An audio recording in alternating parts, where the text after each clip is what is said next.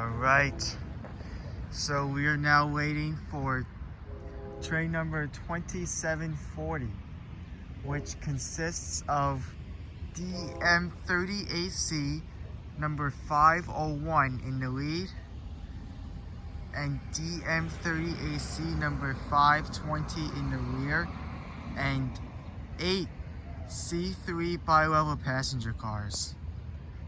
This train is operating, I think, 2 minutes late due to the amount of passengers that are boarding the train. This train is heading eastbound from Penn Station to Spionk. The last train, I will fix this, the last train was 2712, which operates eastbound from Hunters Point Avenue to Montauk. Just a little issue. And this train is operating from Penn Station.